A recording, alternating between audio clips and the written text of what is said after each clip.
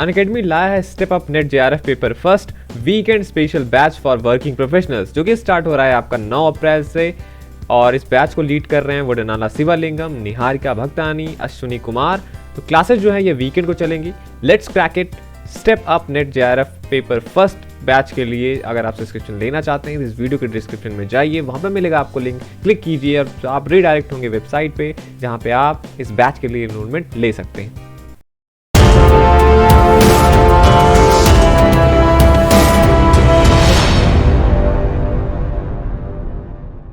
Hello friends, welcome to channel masters of botany. Again मैं हूं आपका दोस्त विनय कुमार सिंह और आज के इस वीडियो में हम बात करेंगे जिम्नोस्पर्म के चौथे मेंबर के बारे में, जो कि है आपका इफेड्रा, और इसको कॉमनली हम जॉइंटेड फिर बोलते हैं। ठीक है, जनरल फीचर्स के बारे में बात कर लेते हैं। जनरल फीचर्स में हम क्या पढ़ेंगे, इफेड्रा दिखता कैसे है या उसके फीचर्स क्या क्या हैं रिप्रोडक्शन के अलावा, रिप्रोडक्टिव स्ट्रक्चर्स के अलावा।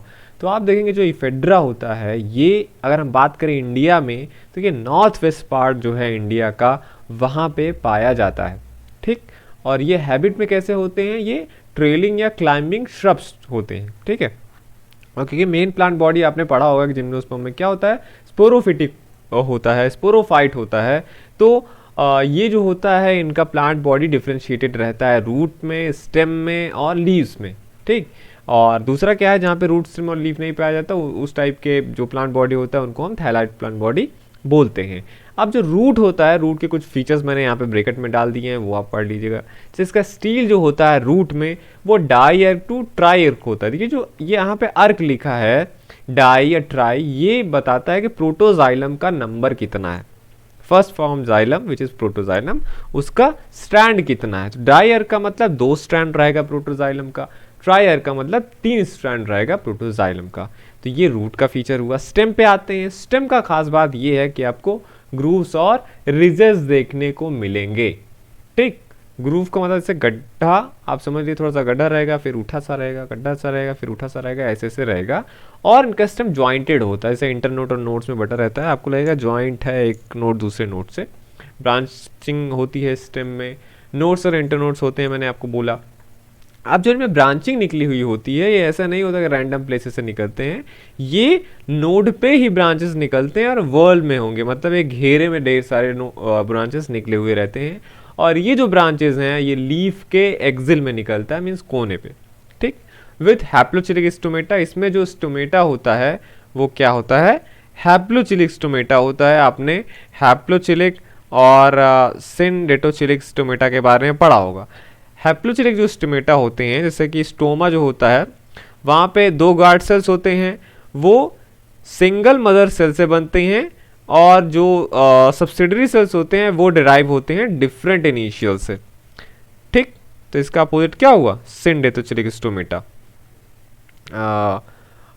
तो यहाँ पे ये हो गया आपका वेस्कुलर बंडल जो होता है, वहाँ पे वेसल्स होते हैं। ये इफेड्रा का खास बात है। ठीक, कि यहाँ पे वैस्कुलर बंडल में वेसल पाया जाता है।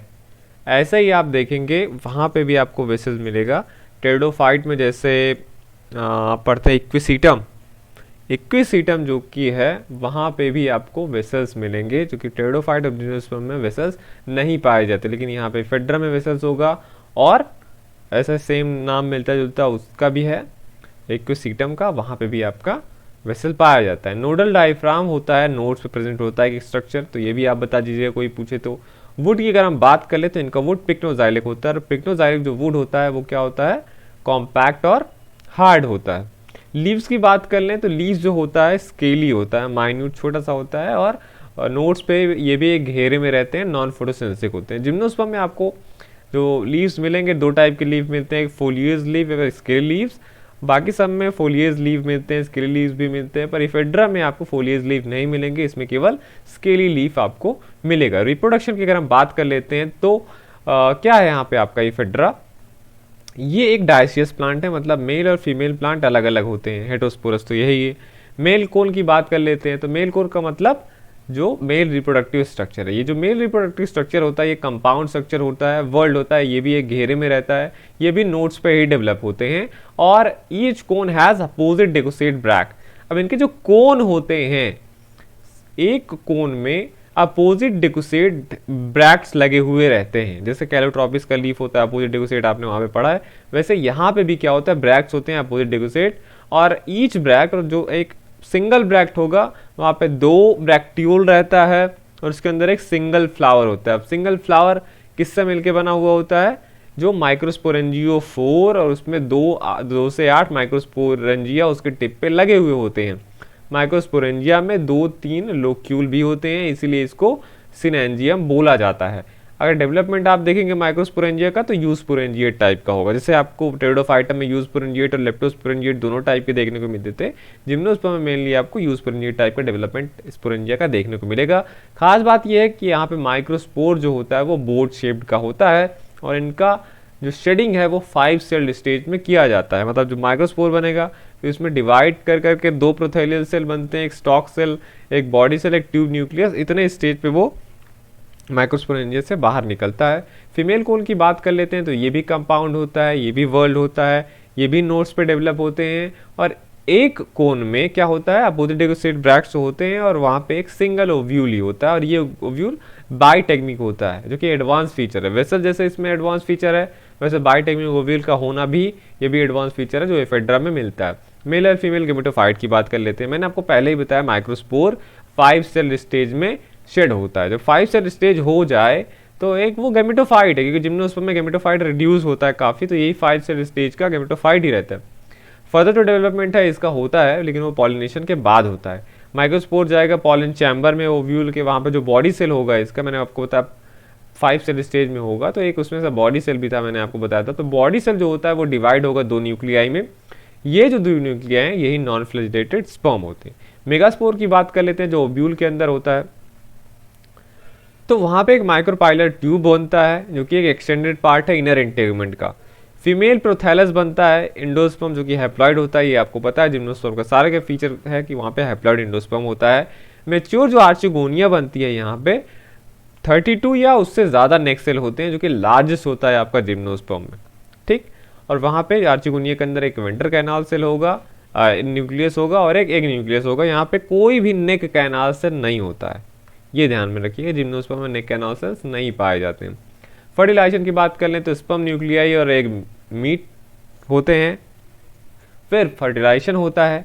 अब यहाँ पे क्या होता है, इफेड्रा में आप देखेंगे एक काइंड का यहाँ पे डबल फर्टिलाइजेशन भी होता है, जो किसमें रिपोर्टेड है, इफेड्रा नेवाडेंसिस में और इफेड्रा ट्राइफर्का में।